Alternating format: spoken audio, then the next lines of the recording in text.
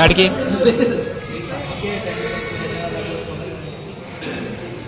5 నిమిషాలు 5 నిమిషాల్లో రెడీ అయ్యే రకం నేను. రాకపోతే చెప్తా. మనిషి కానీ ఇంకా డ్రెస్ వేసుకోలే, కోడ్ వేసుకోలే. మేము వంటోస్ అయితే ఇప్పుడు వచ్చేసాయి. మా మామ ఏదో అతి ప్రయోగం చేస్తున్నాడు. జాగ్రత్త మామ.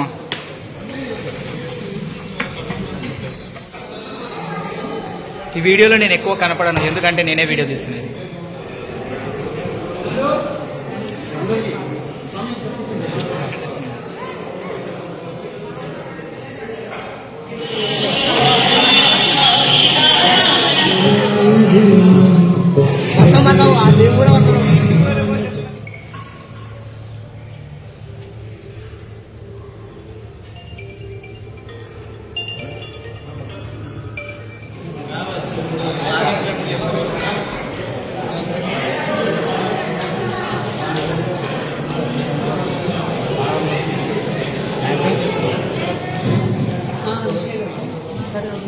హలో,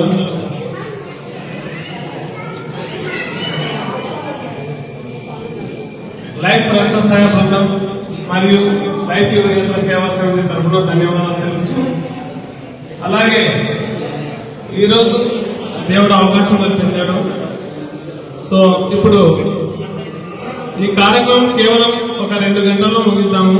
ఎందుకంటే సన్మాన గ్రహీతలు దాదాపు 100+ మెంబర్స్ ఉన్నారు. సో ఏ ఒక్కరూ సమయపాలన పాటిస్తూ సమయాన్ని ఎక్కడ వృధా చేయమాము. ఓకే, ఇప్పుడు ఈ వార్షికోత్సవ కార్యక్రమానికి సంబంధించి స్టేజీని అలంకరించవలసిందిగా కోరుతున్నాను.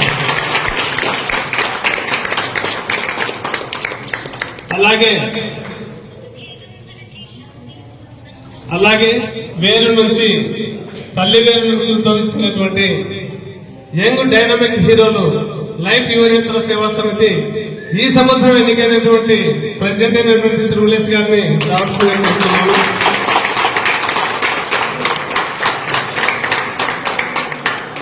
అలాగే గవర్నమెంట్ సెక్టార్లో ఉంటూ అన్ని రకాలైనటువంటి సేవలకు అందుబాటులో ఉన్నటువంటి మన Kurnool special police of DSP S Mahaboob sir గారిని సో సార్ వచ్చేసి ఇప్పటికీ రాష్ట్రంలోనే ప్రథమంగా ఉండాలనుకుంటున్నాను. ఎందుకంటే దాదాపు 2 లక్షల పైబడి మొక్కలను ఆయన నాటించడం జరిగింది.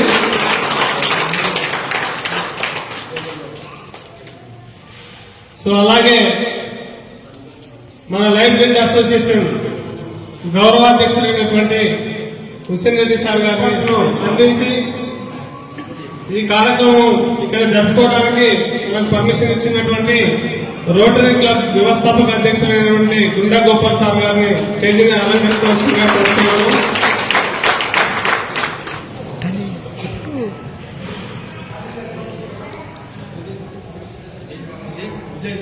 వ్యవసాయ బృందమైనటువంటి కన్వీనర్ రవి గారిని ఈ 23వ వార్షికోత్సవం సందర్భంగా సభను ఉద్దేశించి మాట్లాడవలసిందిగా కోరుతున్నాము.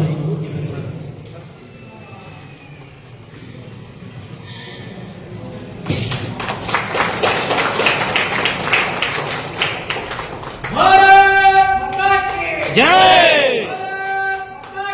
జై జై.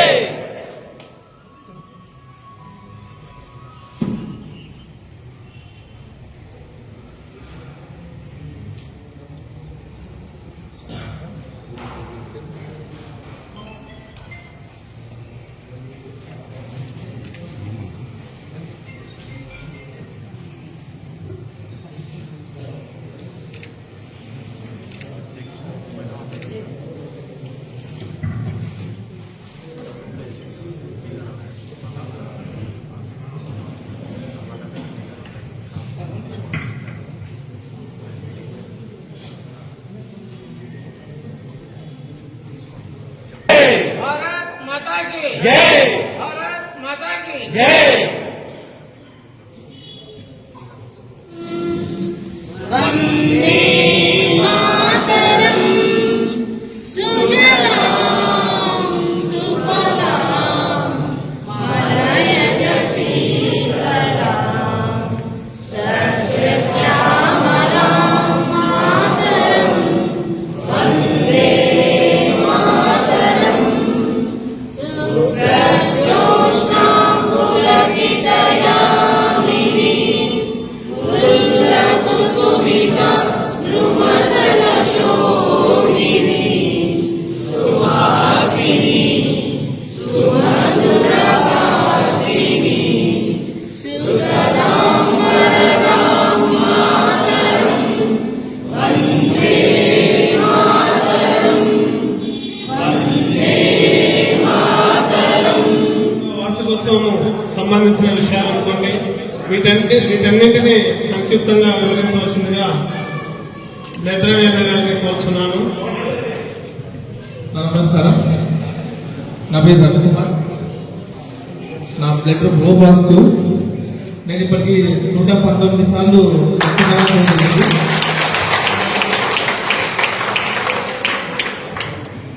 ఇక్కడున్న పెద్దలు, నా తోటి మిత్రులు, రక్తదాతలకు, ఇక్కడున్న అమ్మ చెల్లెలకు అందరికీ లైవ్ ప్రసాదం తరఫున అందరికీ నమస్కారం. ఈరోజు ఈ వార్షికోత్సవం జరుపుకోవడం అనేది చాలా సంతోషించదగ్గ విషయం. ఎందుకంటే 2002 డిసెంబర్ 3 ఒక గర్భవతి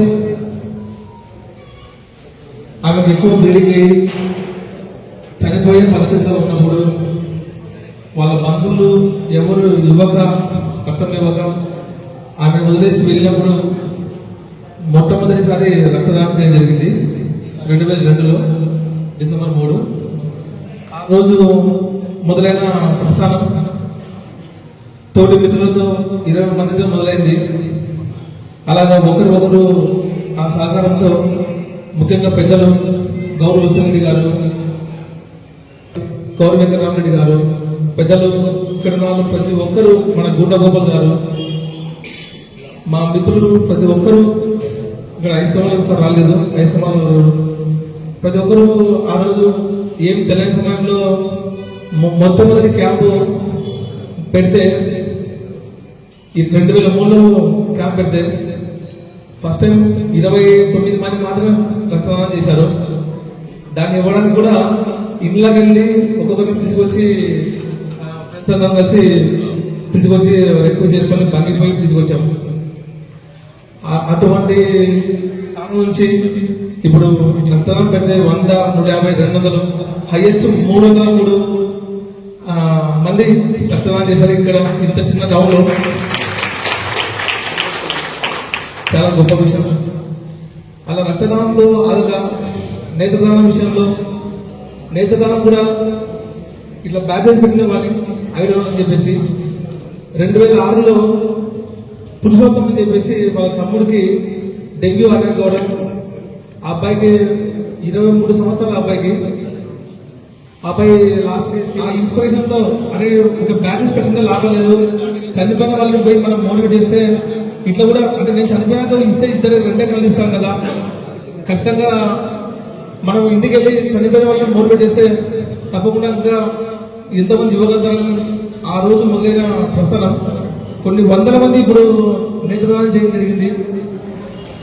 అలాగా నేత్రదానం విషయాలు అట్లా మొదలైతే టీం ఇక్కడ ఉన్న పిల్లలు, ఈ లైఫ్ యువనేత్ర సేవా సమితి పిల్లలు మేము కూడా చేస్తామని చెప్పి ముందుకు వచ్చి ఇక్కడున్న ప్రతి ఒక్కరూ దానిలో పూర్తి స్థాయిలో అక్కడ నేత్రదానం విషయంలో ఆగకుండా ప్రతి విషయంలో ముందుకెళ్తున్న వీళ్ళందరికీ నా కృతజ్ఞతలు. అలాగా చిన్నపిల్లల ఆశ్రమానికి, చిన్నపిల్లలు కానీ వృద్ధులు ఉంటే మేము ఎక్కడైనా ఆశ్రమాల్లో జాయిన్ చేయించే వాళ్ళము. అటువంటి సమయంలో ఇక్కడున్న మన గౌరవ హుస్సేన్ రెడ్డి గారు వాళ్ళ బాబు, ఒకటే బాబు సాఫ్ట్వేర్ చేసేవాడు హైదరాబాద్ లో. అనుకోని పరిస్థితుల్లో యాక్సిడెంట్లో అబ్బాయి మరణించడం, ఆ అబ్బాయి జ్ఞాపకార్థం కూడా ఏదో ఒక చేయాలనే ఉద్దేశంతో మేము అడిగాము, సార్ చిన్నపిల్లలది ఇట్లా ఉంది అని చెప్పినప్పుడు ఆయన వెనకాడకుండా అక్కడ అన్నపూర్ణ చిన్నపిల్లల అనాథ సంఘం అని చెప్పేసి చిన్నపిల్లల కోసం ఆ బిల్డింగ్ మొత్తం దానంగా ఇవ్వడం జరిగింది. వాళ్ళకి ఏ విషయాలు తెచ్చుకోలేము. అక్కడితో ఆగకుండా ఫస్ట్ మనకి జాతీయ గ్రామీణ ఆరోగ్య మిషన్ ద్వారా దాదాపు 2006లో ఎమ్మెల్యే గారితో వాళ్ళ సహకారంతో ఒక అంబులెన్స్ పెట్టడం జరిగింది. అది సుమారు 10 సంవత్సరాలు నడిపాక అది పూర్తి పాతరైన సమయంలో అది ఇంకా నడపలేని స్థితిలో ఉన్నప్పుడు ఉసరి గారికి చెప్పడంతో కొత్త అంబులెన్స్ బొలెరో అంబులెన్స్ దాదాపు సుమారు 10 లక్షలు పెట్టి అంబులెన్స్ ఇప్పించడం జరిగింది. అనాథ సభలు తీసుకెళ్ళడానికి అప్పుడు ఇక్కడ మోసుకెళ్ళడానికి చాలా ఇబ్బంది పడుతున్నాం అని చెప్పేసి అన్నప్పుడు ఒక వైకుంఠం కూడా సార్ స్పాన్సర్ ఇచ్చాడు. ఇలా పెట్టుకుంటే పోతే దేవాలయానికి ఇంకా ఆయన జీవితమే అందించాడు మొత్తం, అంటే సేవల కోసం. వారికి అందరి తరఫున లైఫ్ ఎక్సర్సైజ్ తరఫున ఈ ఊరి తరఫున అందరికీ సార్కి కృతజ్ఞత తెలియజేస్తున్నాము. అలాగా మొదలైన ప్రస్థానం మనకి పిల్లలకి అందరికీ ఒక స్థలం ఉంటే బాగుంటుందని చెప్పేసి ఇక్కడ గ్రామ పంచాయతీ వారిని అడగడం, వారు ఒక 10 సెంట్ల స్థలం ఇవ్వడం ఇచ్చిన వెంటనే సరే ఒక బిల్డింగ్ ఉంటే మనకు బాగుంటుందని చెప్పేసి గౌరీ వెంకటరామరెడ్డి గారిని అడగడం జరిగింది. ఎంత ఖర్చు అవుతుంది అడిగినప్పుడు సుమారుగా 10 లక్షలు ఎంత చెప్పేసి చెప్పాము. అతను వెనకాడకుండా ఒకటే మాట చెప్పారు, మొత్తం ఖర్చు నేనే పెట్టాను, ఎవరిని అడగొద్దని చెప్పేసి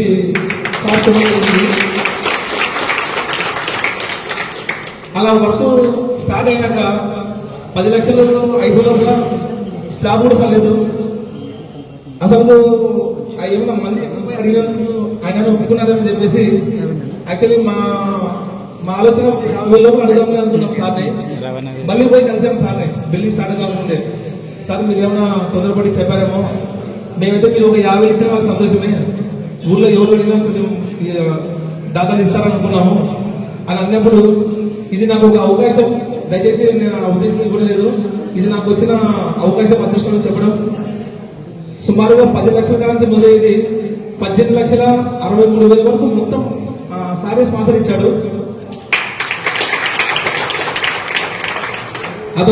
అందులో ఫిజియోథెరపీ హాస్పిటల్ పెట్టడం, ఆ డాక్టర్ కి 2 అసిస్టెంట్స్ కి మొత్తం ఆయనే శాలరీస్ ఆ రోజు నుంచి ఈ రోజు వరకు సారే పే చేస్తూ ఉన్నారు. వారికి మా అందరి తరఫున కృతజ్ఞతాలు. సారు కావాల్సింది వాళ్ళ పాప అమెరికా వెళ్తున్నందుకు హైదరాబాద్లో ఉండిపోయారు. అలాగా దినదినాభివృద్ధిగా ముందుకెళ్తూ ఈ ప్రస్థానాన్ని చేస్తా ఉన్నాము. అందులో నేను ఇంకొకరు పిల్లలు చేసేది కాదు, ఇక్కడ పెద్దలు ప్రతి ఒక్కరు చేసే పనికి నిజాయితీగా ఏ అవసరం ఉన్నా సరే ముందుకు వచ్చి ప్రతి ఒక్కరు ఇటువంటి సహాయం చేస్తూ ఉంటారు. మీ అందరి సహకారం లేకుంటే మేమందరం చేసేవాళ్ళు కాదు. మీ అందరికీ శిరస్సు నుంచి నమస్కారం తెలుపుతున్నాను. మాలో కూడా చిన్న పొరపాటు ఉంటే మీరు సరిదిద్ది ఇంకా మన బయట ఊరికి, మన జిల్లాకి మనందరం స్ఫూర్తిగా నిలుస్తూ ఇంకా మంచి జరగాలని మన స్ఫూర్తి కోరుకుంటూ అందరికీ కృతజ్ఞతలు.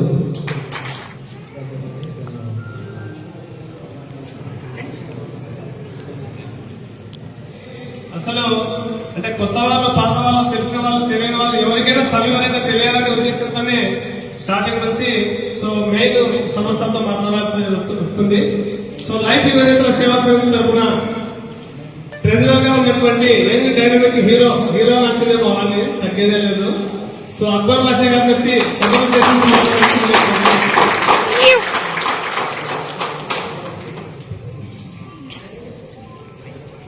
వేదికని అలంకరించిన డిఎస్పీ సార్ గారికి, హుసేన్ రెడ్డి సార్ గారికి, గోపాల్ సార్ గారికి, అలాగే మా గురువు గారు బ్లడ్ రమణ గారికి, అలాగే గురు సమానుడు సురేన్ సార్ గారికి, మా అధ్యక్షులు తిరుమలేష్ గారికి, ఇక్కడికి విచ్చేసిన సమాజ సేవకులకు, స్వచ్ఛంద సేవా సంస్థలకు, మాతృమూర్తులకు, అక్కలకు, చెల్లెలకు, నా తోటి మిత్రులు, నా తోటి లైఫ్ యువనేతల సేవా సమితి సభ్యులు అందరికీ నా నమస్కారాలు.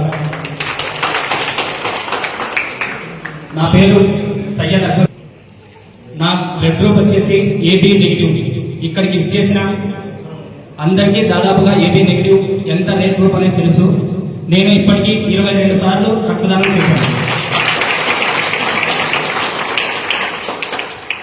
22 సార్లు రక్తదానం చేసినా సరే ఫస్ట్ టైం భగత్ సింగ్ గారి జయంతి సందర్భంగా హనుమాన్ నగర్లో ఏర్పాటు చేసినటువంటి బ్లడ్ క్యాంప్ నందు ఫస్ట్ టైం నేను రక్తదానం చేశాను. ఆ రోజు చేసిన తర్వాత నాకు తెలిసింది నాది rare blood group, negative blood group అని. ఆ తర్వాత ఒక్కసారి కూడా బ్లడ్ క్యాంప్ ఇవ్వలేదు. ప్రతిసారి కూడా ఎమర్జెన్సీ అర్ధరాత్రి అపరాత్రి లేకుండా ఎక్కడికైనా సరే పొద్దుటూరు, నెల్లూరు, హైదరాబాద్ ఎక్కడికైనా సరే వెళ్ళి ఇచ్చి వచ్చాను. ఇప్పటికి కూడా వెళ్ళడానికి సిద్ధంగా ఉన్నాను. ఇక లైఫ్ రక్త సహాయ బృందం గురించి మా గురువు గారు రవి గారు స్పష్టంగా ఇచ్చారు. లైఫ్ యువనేత్ర సేవా సమితి ఎక్కడ స్టార్ట్ అవుతుందంటే, ఇలాగే గురువు గారు తన మిత్ర బృందంతో అందరు కలిసి చేస్తూ ఉన్నారు. Blood camps, eye donation camps అన్ని చేస్తూ ఉన్నారు. మేము కూడా ఆయన స్ఫూర్తితో అందులో జాయిన్ అయ్యాము లైఫ్ లో. తర్వాత నాలాగే ఓ 10 మంది దాకా జాయిన్ అయ్యారు. జాయిన్ అయ్యి సేవ చేస్తూ ఉన్నాము. అలా 4 సంవత్సరాలు గడిచిపోయాయి. 4 సంవత్సరాల తర్వాత వెనక్కి తిరిగి చూసుకుంటే బ్లడ్ రవణ గారు, అలాగే శ్రేయస్ సారు, మా ఇంకో గురు సమానులు శ్రీనివాసులు గారు, వీళ్ళందరూ కలిసి మీరు చేస్తున్నారు, కానీ ఎక్కడ చేసినా సరే ముందుండి మీరు చేస్తున్నారు సైనికుల్లాగా, పేరు మాత్రం మా పేరే వస్తుంది, మీకు పేరు రావట్లేదు, ఇది మాకు నచ్చట్లేదు. చేస్తున్నది మీరు, పేరు వస్తుంది మాకు నచ్చట్లేదని మీకు ఒక టీం ఏర్పడాలి, దానికి రిజిస్ట్రేషన్ కావాలి అని వాళ్ళు సర్ది చెప్పి అక్కడ 10 మందితో లైఫ్ యువనేత్ర సేవా సమితి డిసెంబర్ 18, 2016 నా స్టార్ట్ అవుతుంది. ఈ రోజుకి 9వ వార్షికోత్సవం కంప్లీట్ చేసుకుంటా ఉంది.